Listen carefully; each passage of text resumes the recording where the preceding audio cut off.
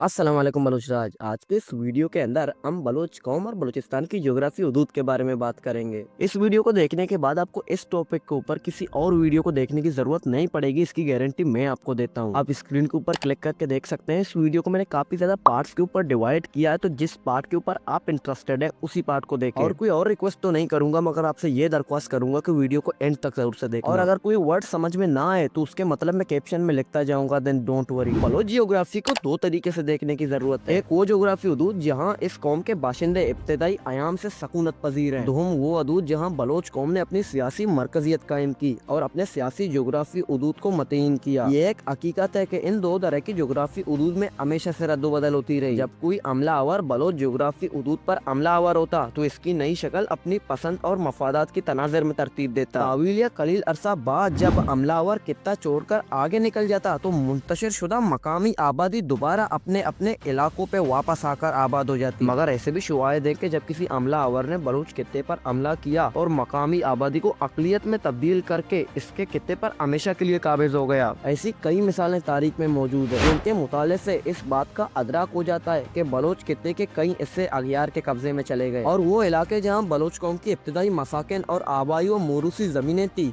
वो आज दीगर अक़वाम के कब्जे व इख्तियार में है। ईरान का तमाम तर इलाका कुए अलबुर, सूबा जाट, माजिंद्रान और गेलान, माफ कर अगर प्रोनाउंसिएशन में कोई मिस्टेक हो जाए बिकॉज इन जगहों के नाम मैंने पहले नहीं सुने थे। मशरकी ईरान का तमाम तर सहराई इलाका, शमाली मगरबी ईरान का वो इलाका जो आर्मेनिया और तुर्क कित्ते के साथ मुंसलिक है, का तमाम तर इलाका किसी जमाने में बलोच कौम की आमा जगह और सियासी मराकज होते थे जो आज आरियाई अक़वाम के कब्जे में। इसी तरह जुनूबी अफगानिस्तान का तमाम तर इलाका यानी किंद महर से लेकर हेलमंड तक मुख्तलिफ बलूच कबाइल के इब्तदाई मसाकिन के तौर पर जाने जाते हैं, जिनको अफगानिस्तान ने अपने अंदर जम कर लिया। इन इलाकों के बाशिंदे अब भी बलोच हैं, मगर इन्हें अफगानियों ने अपनी सकाफती रंग और मुआशरती सांचे में डालकर इनकी असल से जुदा कर लिया। ज्यादा दूर जाने की जरूरत नहीं, खुद पाकिस्तान के अंदर जहाँ बलोच कित्ता वसी और अरीज जोग्राफी हदूद पर मुश्तमिल है, पूरी ममलिकत के तकरीबन आधे के बराबर है। पंजाब में आबाद बलोच कबाइल को मजबूर किया गया कि वो अपनी कौमियत सिंधी और पंजाबी करें। सूबे खैबर पख्तूनख्वा के अजला, डेरा इस्माइल और टानुक और इनके मुतसल इलाकों के कसीर आबादी और कदीम बाशिंदे बलोच हैं, मगर इन्हें अब सराइकियों में शामिल किया जा रहा है। इसी तरह वस्त एशिया के ममालिक तुर्कमेनिस्तान में भी बलोच बहुत ज्यादा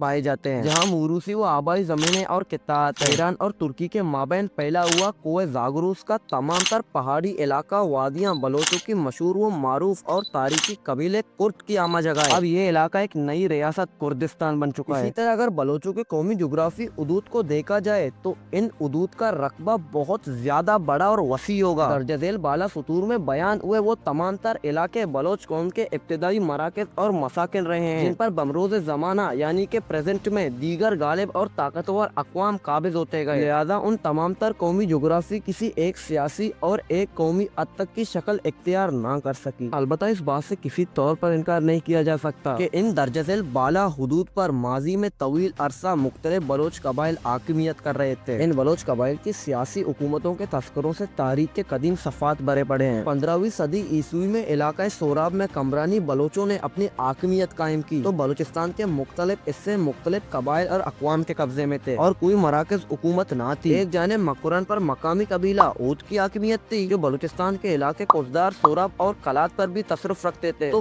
बेला में एक मकामी कबीला बलफत हाकिम था, जब शमाली बलूचिस्तान के इलाके मंगोल अमला आवरों के कब्जे में थे। मशरकी बलूचिस्तान पर सिंधियों का कब्जा था, जबकि वो इलाका जो अब ईरान और अफगानिस्तान में शामिल है मरकज कलात से दूर होने के सबब कमरानी तसरफ और सोच से बिल्कुल निकल चुका था। इन हालात में मुमकिन था कि वो जोग्राफी हदूद जिनमें इस कौम के बाशिंदे कसीर तादाद में आबाद थे आहिस्ता आहिस्ता गैर अक़वाम के तसरुफ में चले जाते और दौरे आज़िर में सिर्फ किताबों की हद तक इस कौम के तस्करे मिलते हैं। मगर कमरानी हुक्मरानों ने इंतहाई नामसाइद और हौसला शकन आलात में इक़्तिदार संभाला। वो बड़े बड़े तूफानों का मुकाबला करते हुए आगे बढ़ते रहे और अपने मराकज़ जोग्राफी हदूद और वसाइल में इजाफा करते रहे। कमरानी कबीले के दो खानदान बलूचिस्तान पर लगभग 538 साल हुकूमत की। इस दौरान इस कबीले के मीरवानी और आमिज़ई शाखों से ताल्लुक रखने वाले हुक्मरानों ने बलूचिस्तान और बलोच कौम की सियासी जोग्राफी और मुआशरती खिदमत में कसर न छोड़ी। इस कबीले के आमिज़ई शाख के हुक्मरानों मीर अहमद अव्वल, मीर अब्दुल खान, मीर नसीर का नूरी ने बलूचिस्तान के जोग्राफी हदूद को वसी व अरीज करने